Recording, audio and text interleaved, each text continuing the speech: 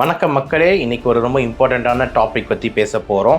என்ன அப்படின்னு பார்த்தீங்கன்னா, மூளை காய்ச்சல். அதாவது என்னென்னா மெனிஞ்சைட்டிஸ் அப்படின்னு சொல்லுவாங்க. ரொம்ப இம்பார்ட்டண்ட் வீடியோ. பல பேருக்கு இந்த மாதிரி விஷயங்கள் நடந்திருக்கு. கொஞ்சம் ஒரு டேஞ்சரான ஒரு விஷயந்தான். ஏன் நடக்குது, எப்படி நடக்குது, என்ன பண்ணணும் அப்படின்னு சொல்லிட்டு கொஞ்சம் விரிவாக பார்த்துடலாம். வாங்க வீடியோவில் சொல்லலாம்.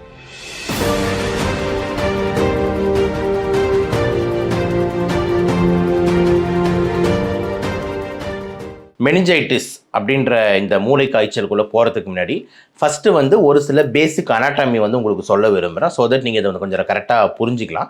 இப்போ மூளை இருக்குல்ல, தலையில் மூளைன்னு இருக்குல்ல, மூளை பார்த்திங்கன்னா வெறும் மூளை மட்டும் கிடையாதுங்க. மூளையை சுற்றி ஒரு லேயர், அவுட்டர் லேயர் இருக்குது. ஓகேங்களா? அந்த அவுட்டர் லேயர் பேர் தான் என்னன்னு பார்த்தீங்கன்னா மெனிஞ்சஸ் அப்படின்ற மாதிரி சொல்கிறாங்க. மெனிஞ்சஸ் அப்படின்னு சொல்லுவோம் அந்த மூளையோட அவுட்டர் லேயர். ஸோ மூளை பேர் பிரெயின். ஓகே, இல்லைனா என்கெஃபல் அப்படின்னு கூட சொல்லலாம். மூளையை சுற்றி ஒரு லேயர் இருக்குது, அது பேர் தான் மெனிஞ்சஸ் அப்படின்ற மாதிரி நம்ம சொல்கிறோம். இந்த மூளையை சுற்றி இருக்கிற அவுட்டர் லேயர் மெனிஞ்சஸ் இருக்குல்ல, அது வீக்கமாகுது, அது சீல் பிடிக்குது, அது வீக்கமாகுதுன்னா அதுதான் மெடிக்கல் டேர்மில் ஐட்டிஸ் அப்படின்னு சொல்கிறோம். அப்போ மூளையை சுற்றி இருக்கிற அவுட்டர் லேயர் வீக்கமாகுதோ இல்லை இன்ஃபெக்ட் ஆகுதோ சீல் பிடிக்குதுன்னா அது பேர் தான் மெனிஞ்சஸ் ப்ளஸ் ஐட்டிஸ், அதாவது மெனிஞ்சைட்டிஸ் அப்படின்னு நம்ம சொல்கிறோம். இப்போ உங்களுக்கு புரியுதுன்னு நினைக்கிறேன். அப்போ இந்த மெனிஞ்சைட்டிஸை தான் தமிழில் நம்ம என்ன சொல்கிறோம்னா மூளை காய்ச்சல் அப்படின்ற மாதிரி நம்ம இயல்பாக சொல்கிறோம். இப்போது இந்த மூளை காய்ச்சல் அப்படின்னு பார்த்திங்கன்னா இருக்கும்போது என்னென்ன டைப்ஸ் இருக்குது, என்னென்ன அறிகுறிகள் இருக்குது, இதை பற்றிலாம் கொஞ்சம் ரொம்ப இம்பார்ட்டண்ட்டாக பேசிடுவோம். ஃபஸ்ட்டு ரொம்ப இம்பார்ட்டண்ட்டாக இந்த மூளை காய்ச்சலுக்கு என்னென்ன டைப்ஸ்ன்னு எடுத்துக்கிட்டிங்கன்னா ஒரு 3-4 டைப் அழகாக பிரிக்கலாம். ஃபஸ்ட்டு ரொம்ப important type and danger type என்ன அப்படின்னு பார்த்தீங்கன்னா இந்த பாக்டீரியானால் வரக்கூடிய மூளை காய்ச்சல், அது பேர் தான் பாக்டீரியல் மெனிஞ்சைட்டிஸ் அப்படின்னு சொல்கிறது தான் ஃபஸ்ட்டு ரொம்ப இம்பார்ட்டன்ட் அண்ட் டேஞ்சர் டைப். ரெண்டாவது, இந்தியா மாதிரி நாட்டில் ரொம்ப காமனாக இருக்கிற ஒரு டைப் என்ன அப்படின்னு பார்த்தீங்கன்னா டிபினால் வரக்கூடிய மூளை காய்ச்சல், அதாவது என்னென்னா டியூபர்குலர் மெனிஞ்சைட்டிஸ் அப்படின்னு சொல்லுவாங்க. காச நோயினால் வரக்கூடிய ஒரு மூளை காய்ச்சல். இது 2. மூணாவது, வைரஸ்னால் வரக்கூடிய மூளை காய்ச்சல், இது பேர் தான் வைரல் மெனிஞ்சைட்டிஸ், வைரல் என்கெஃபலைட்டிஸ்னு சொல்கிறோம். இது 3. நாலாவது, பூஞ்சைங்கனால் வரக்கூடிய மூளை காய்ச்சல், இது பேர் தான் பார்த்தீங்கன்னா ஃபங்கல் மெனிஞ்சைட்டிஸ் அப்படின்ற மாதிரி நம்ம சொல்கிறோம். இது தாங்க 4 மெயின் டைப் ஆஃப் இந்த மூளை காய்ச்சலாக இருக்கிறது. இந்த 4 மெயின் டைப் இதுதான். இதில் ரொம்ப இம்பார்ட்டண்ட் என்னென்னா அந்த முதல் 2 என்ன, பாக்டீரியா அண்டு டிபி. ஏன் பாக்டீரியா ரொம்ப இம்பார்ட்டண்ட், அது ரொம்ப டேஞ்சர். ஏன் டிபி ரொம்ப இம்பார்ட்டன்ட், இந்தியா மாதிரி நாடுகளில் ரொம்ப காமன். இது 2 தான் மெயின். ஓகே, இப்போ இந்த விஷயங்களை பேசிட்டு இப்போ இதை பற்றி தான் நம்ம கொஞ்சம் அதிகமாக பேசணும். சரி சார், இப்போ யாருக்கு இந்த மூளை காய்ச்சல் வரும், இது ரொம்ப இம்பார்ட்டண்ட்ல. எல்லாருக்கும் மூளை காய்ச்சல் வந்துடுமா? காய்ச்சல் வந்தாலும் மூளை காய்ச்சலா? இல்லை. அப்போ இந்த மூளை காய்ச்சல் வர்றதுக்கு ஒரு சில காரணங்கள் இருக்கா அப்படின்னு எடுத்துக்கிட்டிங்கன்னா ரொம்ப இம்பார்ட்டன்ட் விஷயம் யாருக்கு அப்படின்னு பார்த்தீங்கன்னா ஃபஸ்ட்டு ரொம்ப இம்பார்ட்டண்ட்டாக நான் சொல்கிறது யார் அப்படின்னு பார்த்தீங்கன்னா எதிர்ப்பு சக்தி கொஞ்சம் குறைவாக உள்ள பாப்புலேஷனுக்கு மூளை காய்ச்சலுக்கான வாய்ப்புகள் கூட. இதுதான் ரொம்ப இம்பார்ட்டன்ட் காரணம். எஸ்பெஷலி அதிகமாக நம்ம பார்க்குறது யாருக்கு அப்படின்னு பார்த்தீங்கன்னா இந்த ஹெச்ஐவி பேஷண்ட்ஸு, எய்ட்ஸ் பேஷண்ட் சொல்கிறோம்ல, இவங்களுக்கு கொஞ்சம் ரொம்ப ஈஸியாகவே இந்த மெனிஞ்சைட்டிஸ் வருது. ரெண்டாவது, எதிர்ப்பு சக்தி குறைவாக உள்ள கண்டிஷன்ஸ். ஓகே, எல்லாமே எடுத்துக்கலாம். இப்போ எக்ஸாம்பிள் பார்த்தீங்கன்னா ரொம்ப வயது கூடிக்கிட்டே போகுது, இல்லைனா ஆள் ரொம்ப ஊட்டச்சத்து ரொம்ப குறைபாடு கம்மியாக இருக்கார், ரொம்ப மோசமான ஒரு அன்கண்ட்ரோல் சுகர் பல வருஷமாக தாக்கிக்கிட்டு இருக்கு, பல காலமாக பார்த்தீங்கன்னா டயாலிசிஸோ கிட்னி ப்ராப்ளம்லையோ இருந்துக்கிட்டு இருக்காரு. அது மாதிரி எதிர்ப்பு சக்தி யார் யாருக்கெல்லாம் பார்க்கும் போதே ரொம்ப குறைவாக இருக்கோ அவங்களுக்குலாம் இந்த மூளை காய்ச்சலுக்கு போகிறதுக்கான வாய்ப்புகள் அதிகமாகுது. ஏன் அப்படின்னா நம்ம மூளைக்கு என்ட்ரு ஆகிறதுக்கு முன்னாடி ஒரு செக் போஸ்ட் இருக்குது, ஒரு செக்கிங் செக்யூரிட்டி செக் மாதிரி. அந்த செக் போஸ்ட் பேர் தான் என்ன அப்படின்னா பிளட் பிரெயின் பேரியர் அப்படின்னு சொல்கிறாங்க. பிபிபி அப்படின்வாங்க, பிளட் பிரெயின் பேரியர். அதோட வேலை என்ன அப்படின்னு பார்த்தீங்கன்னா கொஞ்சம் செக் போஸ்ட் மாதிரி வர்றதெல்லாம் செக் பண்ணி உள்ளே அனுப்புது. இந்த செக் போஸ்ட் கொஞ்சம் வீக் ஆகிடுச்சுன்னு வச்சுக்கோங்க, அப்போ கடத்தல்கள் அதிகமாகிடும். அப்போ அதே மாதிரி எப்படி ஒரு போலீஸ் செக் போஸ்ட் வீக் ஆகிடுச்சுன்னா ட்ரக்ஸ் எல்லாம் மாஃபியாலாம் உள்ளே விட்றாங்களோ, அதே மாதிரி இந்த பிளட் பிரெயின் பேரியரோட ஒர்க்கு கொஞ்சம் டவுன் ஆகுது அப்படின்னும் போது கிருமிகளெல்லாம் மூளையை போய் சேர்றதுக்கு ஈஸியாகிடுது. அப்போ மூளை காய்ச்சல் உடனே வந்துடுது. அப்போ ரொம்ப இம்பார்ட்டண்ட்டு, எதிர்ப்பு சக்தி இந்த இடத்துல ஒரு பெரிய ரோலை ப்ளே பண்ணுது.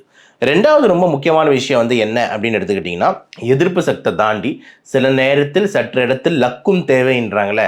சில பேர் கொஞ்சம் எதிர்ப்பு சக்தி நல்லா தான் இருக்கும், ஆனாலும் எப்படின்னே தெரியாது மூளை காய்ச்சல் வந்திருக்கும். அப்போ அந்த மாதிரி இடத்துல லக்கு. அப்போ லக்குன்னு யாரை சொல்கிறேன்னா உங்கள் எதிர்ப்பு சக்தி நல்லா இருந்தாலும் வந்திருக்கக்கூடிய விருந்தாளி கொஞ்சம் வீக்காக இருந்தாருன்னா மூளை காய்ச்சல் ஏற்படாது. ஆனால் வந்திருக்கக்கூடிய விருந்தாளி கொஞ்சம் ரொம்ப ஸ்ட்ராங்காக இருந்தாருன்னா உங்கள் உடம்போட எதிர்ப்பு சக்தியும் போராடி மூளைக்கு போய் சேர்ந்து மூளை காய்ச்சலை ஏற்படுத்தலாம். அப்படின்னா என்னென்னா potent organism are virulence of the organism, அதாவது எந்த கிருமி வருதோ அது வலிமையாக இருக்குது அப்படின்னா அது போராடி சண்டை போட்டு நம்ம உடம்புக்கு அகெயின்ஸ்டாக பண்ணி மூளைக்கு போய் சேர்றதுக்கான வாய்ப்புகள் இருக்கிறது. அதனால தான் அந்த இடத்துல நம்ம லக்குன்னு சொல்லிட்டேன். சீப்பாக நம்மளுக்கு இந்த ஃபிக்சர்ஸ்லாம் போடும் போது இந்தியாவுக்கு எகெயின்ஸ்டாக ஒரு நேபாள், இந்தியாவுக்கு அகெயின்ஸ்டாக வந்துட்டு ஒரு ஆப்கானிஸ்தான், இந்த மாதிரி தான் நடந்ததுன்னா வந்துட்டு ஜாலி. ஆனால் சப்போஸ் அப்படி எடுத்த உடனே இந்தியாவுக்கு அகெயின்ஸ்டாக வந்து சவுத் ஆஃப்ரிக்கா, இங்கிலாந்து இப்படின்னு வந்ததுன்னா ஐயோ அப்படின்னு இருக்கும்ல, அந்த ஃபிக்சர்ஸ் போடுவோம். அந்த மாதிரி ஒரு வீக்கான ஆர்கானிசம்னா மூளை காய்ச்சலுக்கு சான்ஸ் கம்மி, ஆனால் ஸ்ட்ராங் ஆர்கானிசம்னா மூளை காய்ச்சலுக்கான சான்ஸ் அதிகமாகுது. அப்போ இவங்களுக்கெல்லாம் தான் மூளை காய்ச்சல் வர்றதுக்கான வாய்ப்பு இருக்குது அப்படின்ற ஒரு கான்செப்டை நம்ம புரிஞ்சுக்கணும். ரைட். என்ன சார் அறிகுறி, எப்போ எனக்கு மூளை காய்ச்சல்னு நான் யோசிக்கணும், எனக்கு ஜுரம் அடித்தாலே மூளை காய்ச்சலா, அந்த கேள்விக்கு வந்துடும். மூளை காய்ச்சலோட அறிகுறிகள் அப்படின்னு எடுத்துக்கிட்டிங்கன்னா 3 முக்கியமான அறிகுறிகள், அதாவது ட்ரையட் அப்படின்னு சொல்லுவோம். Triad of 3 things. என்னென்ன ட்ரையட்?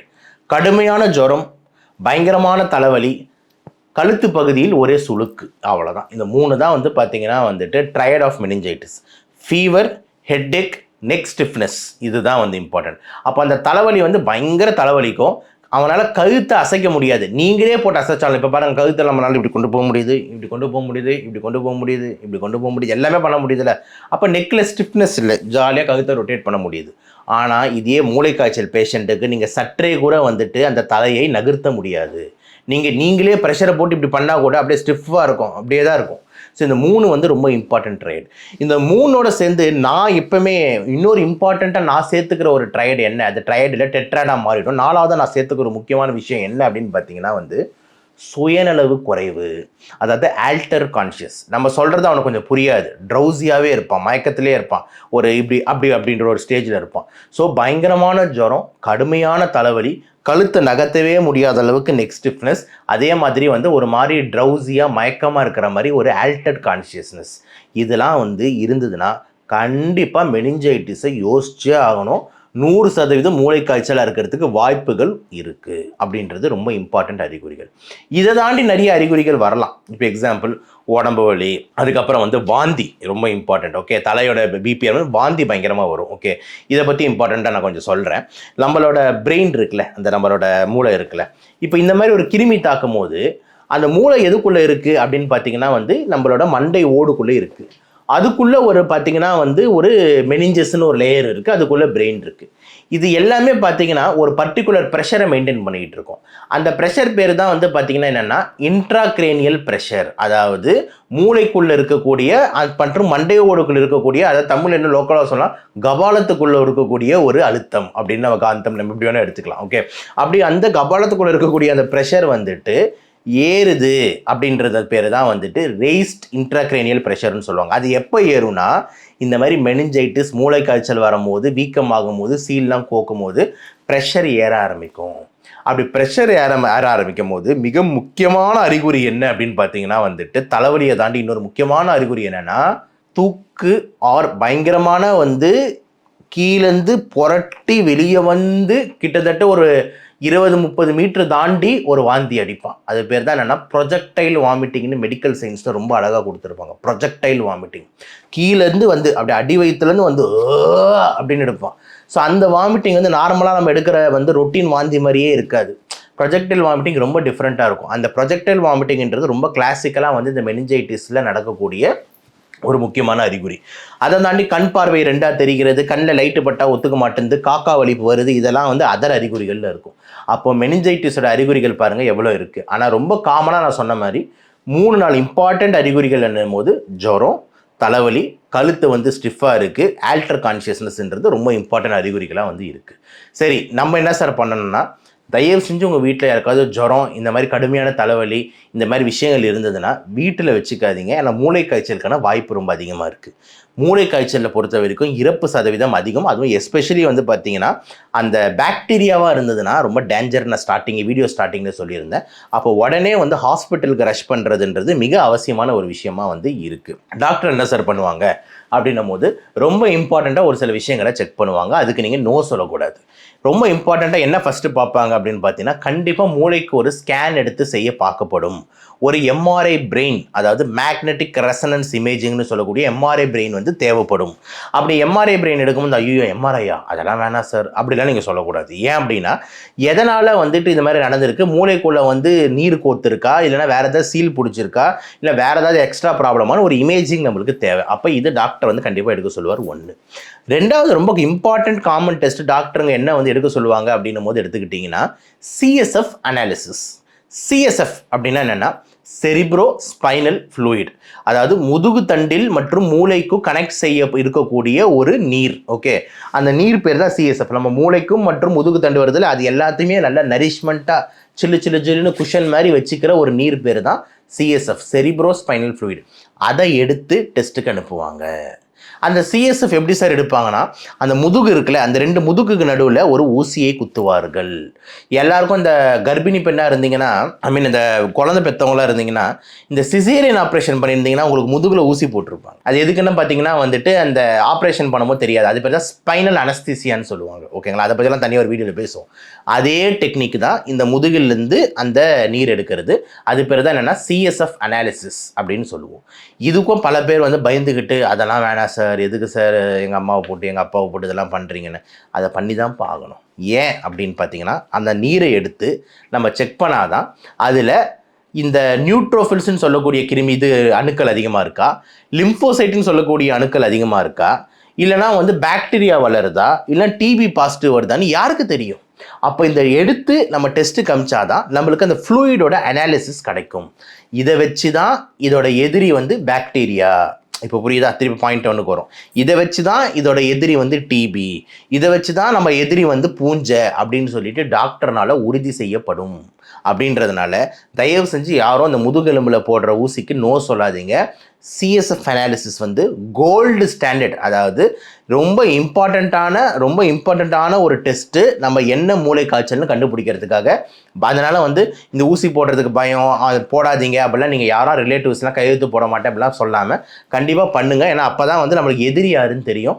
எதிரி யாருன்னு தெரியாமல் அட்டாக் பண்ணுறது வேஸ்ட்டு. ஓகே, இது வந்து நம்ம செய்யப்படும். இது ரெண்டு தான் மெயின் டெஸ்ட்டாக செய்யப்படும். மற்றதெல்லாம் சின்ன சின்ன டெஸ்ட்டாக இருக்கும். ஆனால் மெயினாக ஒரு எம்ஆர்ஐ பிரெயினும் சிஎஸ்எஃப் அனாலிசிஸும் இருக்கும். ட்ரீட்மெண்ட் அப்படின்னு எடுத்துக்கிட்டிங்கன்னா கண்டிப்பாக இந்த கேஸில் டாக்டரோட வேலைகள் தான் ரொம்ப அதிகமாக இருக்குது. ஓகேங்களா, பேஷண்ட்ஸான வந்து பேஷண்ட் ரிலேட்டிவ்க்கு பெருசாக வேலை இல்லை. வெளியே ஐசியூக்கு வெளியே வெயிட் பண்ணிகிட்டு இருக்க வேண்டியது தான், வார்டுக்கு வெளியே வெயிட் பண்ணிகிட்டு இருக்க வேண்டியது தான். ஆனால் ரொம்ப இம்பார்ட்டன்ட் டாக்டர் தான். என்ன எதிரின்னு கண்டுபிடிச்சி அதுக்கான மருந்துங்களை வந்து கொடுக்க வேண்டிய தேவை வந்து டாக்டர்களுக்கு வந்து இருக்குது. ரொம்ப இம்பார்ட்டண்ட்டாக பாக்டீரியா அப்படின்னும் போது சேலஞ்சஸ் அதிகமாகுது. பலவேறு விதமான காம்பினேஷன் ஆன்டிபயோட்டிக்ஸ் யூஸ் பண்ணணும். டிபின்னு வந்ததுன்னா டிபி மாத்திரை கொடுக்க வேண்டிய தேவை. ஒரு சில இம்பார்ட்டன்ட் வைரஸ்னு வந்ததுன்னா வைரஸ்க்கு மருந்து இருந்தால் கொடுப்போம், இல்லை சப்போர்ட்டிவ் மேனேஜ்மெண்ட் தான்.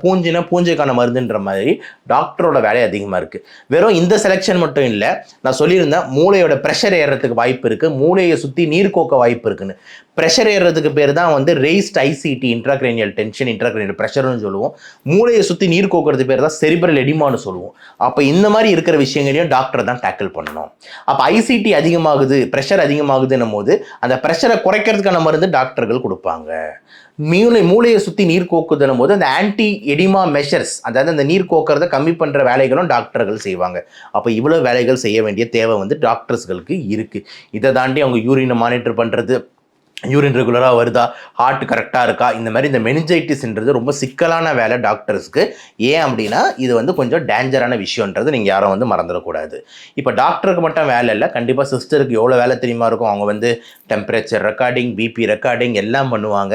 அதனால் ரொம்ப கஷ்டமான வேலை. ஓகேங்களா, இறப்பு சதவீதமும் வந்து கொஞ்சம் இருக்குன்றதுனால ஒரு உயிரை காப்பாற்றணுன்றதுனால பல்வேறு போராட்டங்கள் இந்த மூளை காய்ச்சலில் நம்ம வந்து பார்க்க முடியும். நம்ம ரொம்ப டைம் எடுக்கும். சில பேர் கேட்பாங்க, என்ன சார் 2-3 நாளாக ஐசியூலேயே வச்சுட்டு இருக்கீங்க, எப்போ தான் இது சும்மா வச்சுட்டு இருக்காங்க போல் உள்ள மூளை காய்ச்சல். நாங்கள் என்ன ஒரு காய்ச்சலுக்கு எவ்வளோ நாளா அம்மா, சாதா காய்ச்சலும் மூளை காய்ச்சலும் பயங்கர வேறு. மூளை இன்ஃபெக்ட் ஆகுதுன்னும் போது அவங்க ரெக்கவரி ரொம்ப ஸ்லோவாக இருக்கும். 10 நாள் 15 நாள் கூட எடுக்கலாம். ஓகேங்களா, அதனால் டைம்ன்றது ஒருத்தவங்களை பேஸ் பண்ணியிருக்குன்னா நிறைய கால்ஸ் நம்மளுக்கே வந்து பார்த்துருக்கேன். என்ன சார் 3 நாளாக ஐசியூவில் வச்சுட்டு இருக்காங்க, இன்னும் இம்ப்ரூவ்மெண்ட் இல்லைன்றாங்க, என்ன சார் இதுன்னு. என்ன சார் பண்ணுறது, நல்லா இருந்தால் அவர் நல்லா இருக்காருன்னு வச்சுக்கோங்க, அவர் சூப்பராக டான்ஸ்லாம் ஆடுறாருன்னா யாராவது ஒரு ஐசியூவில் பூட்டி வைக்க முடியுமா? அதனால் ரொம்ப இம்பார்ட்டண்ட்டாக நல்லா இருந்தால் அவங்க வெளியே வர போகிறாங்க. கரெக்டாக. ஸோ அப்போ வந்து ஒரு சில விஷயங்கள் லேட்டாக தான் செய்யும். அதில் இம்பார்ட்டண்ட்டாக இந்த மூளை காய்ச்சலும் அந்த மாதிரி ஒன்று தான் அப்படின்ற மாதிரி நீங்கள் எல்லாருமே வந்து புரிஞ்சுக்கணும். லாஸ்ட்டாக வந்து பார்த்திங்கன்னா இந்த மூளைக்காய்ச்சலில் வந்து ஃபிசியோதெரப்பியோட ரோலும் ரொம்ப இம்பார்ட்டண்ட்டாக இருக்குது. ஏன்னா மூளைக்காய்ச்சல் வந்தது போனதுக்கப்புறம் உடம்பு வீக்னஸ்ஸு, கை கால் அசைக்க முடியல, சில பேருக்கு ஸ்பீச் டிஸ்டர்பன்ஸ் இந்த மாதிரிலாம் வருன்றதுனால ஃபிசியோதெரப்பி, ஸ்பீச் தெரப்பி இந்த மாதிரி தேவைகளும் வந்து கொஞ்சம் இருக்குன்றது தான் வந்துட்டு யதார்த்தமான உண்மையாக வந்து இருக்குது. ஸோ ஓவராலாக ஒரு பெரிய போராட்டம் தான் வந்து இந்த மூளைக்காய்ச்சல்ன்றதுல மாற்று கருத்து இல்லை. அப்போ நம்ம என்ன சார் பண்ணிக்கலாம், ஏதாவது ஐடியா இருக்கா அப்படின்ற மாதிரி இருந்தால் ரொம்ப இம்பார்ட்டண்ட்டாக எனக்கு தெரிஞ்சு தடுப்பூசிகளை கரெக்டாக போடுங்க. எஸ்பெஷலி வந்து பார்த்தீங்கன்னா இந்த பாக்டீரியாவில் ஸ்ட்ரெப்டோகாக்கஸ் நிமோனியா தான் இந்த மெனிஞ்சைட்டிஸை காஸ் பண்ணுற ரொம்ப இம்பார்ட்டண்ட்டான ஒரு ஆர்கானிசம். அப்போ அதுக்கு அகெயின்ஸ்டாக தடுப்பூசி இருக்குது. அது பேர் தான் நியூமோகாக்கல் வேக்சின்னு சொல்கிறாங்க. அந்த நியூமோகாக்கல் வேக்சின்ஸை வந்து உங்கள் நியர்பை டாக்டர்கிட்ட போய் கேட்டு பரிந்துரைத்து போட்டுக்கோங்க. ஸோ தட் இந்த மாதிரி ஸ்ட்ரெப்டோகாக்கல் மெனிஞ்சைட்டிஸ்லேருந்து நம்மளை தப்பிச்சிக்கலாம். டிபி மெனிஞ்சைட்டிஸ் வராமல் பார்த்துக்கிறதுக்கு உங்கள் உடம்போட எதிர்ப்பு சக்தி அற்புதமாக இருந்தால் போதும். டெய்லி புரோத்துவ சத்து 1 கிலோக்கு உங்கள் வெயிட்டோட 1 kgக்கு 1 கிராம் ப்ரோட்டீன். இப்போ 80 கிலோ இருக்கீங்கன்னா டெய்லி 80 கிராம் ப்ரோட்டீனுக்கு நீங்கள் கால்குலேட் பண்ணி மினிமம் எடுக்க ஆரம்பிங்க. Plus fruits, vegetables and anti ஆக்சிடென்ட்ஸை டெய்லி இது பண்ணுங்கள் அப்படின்றது தான் வந்துட்டு 2வது இம்பார்ட்டண்ட்டான ஒரு அட்வைஸாக வந்து இருக்குது. ஸோ ஓவரால் அந்த வீடியோவில் மூளை காய்ச்சல்னால் என்ன, அதே மாதிரி இம்பார்ட்டன்ட் அறிகுறிகள் என்ன, தலைவலி, ஜுரம், கழுத்து சுளுக்கு இந்த மாதிரி ஒரு காம்போ இருந்ததுன்னா டைம் வேஸ்ட் பண்ணாமல் உடனே ஹாஸ்பிட்டலுக்கு வந்து டாக்டர்கள் சொல்லக்கூடிய ஸ்கேன் மற்றும் சிஎஸ்எஃப் அனாலிசிஸை எடுத்து கொஞ்சம் பொறுமையை காத்து டைம் கடந்து பேஷண்ட் வந்து டோட்டலாக ரெக்கவரி ஆகி ஃபிசியோலாம் பண்ணி வெளியே வர வரைக்கும் ஆண்டவன்கிட்ட பிரார்த்திச்சு கொஞ்சம் வெயிட் பண்ணி வெளியே வந்தோம்னா இந்த மெனிஞ்சைட்டிஸை நம்ம விழுத்தலாம். ப்ளஸ் தடுப்பூசிகளுக்கும் ஒரு அழகான ரோல் இருக்குன்றதுனால தடுப்பூசிகள் மற்றும் எதிர்ப்பு சக்தியும் நம்ம நல்லா பார்த்துக்கணும் அப்படின்னு சொல்லி இந்த வீடியோவை முடிக்கிறேன். ரொம்ப கஷ்டமான வீடியோஸு, கான்செப்ட்ஸ் எல்லாத்தையும் உங்களுக்கு வந்து கொண்டு வந்து சேர்த்துக்கிட்டு இருக்கோம். தயவு செஞ்சு எல்லாருக்கும் ஷேர் பண்ணுங்கள், சப்ஸ்கிரைபர்ஸ் இன்க்ரீஸ் பண்ணுங்கள், உங்களால் முடிஞ்ச வீடியோவை ஹைப் பண்ணுங்கள், உங்களால் முடிஞ்ச பங்கு வந்து நம்ம சேனலில் கொடுத்து வந்து சப்போர்ட் பண்ணுங்கள். ஏன்னா தனியாக நம்ம இயங்கிக்கிட்டு இருக்கோம். ஸோ இது எல்லாமே வந்து என்னோடய கோரிக்கையாக இருக்குது. நீங்களும் அதை செய்வீர்கள் என்று நம்புகிறேன். மீண்டும் இன்னொரு வீடியோவில் சந்திப்போம். நன்றி, வணக்கம்.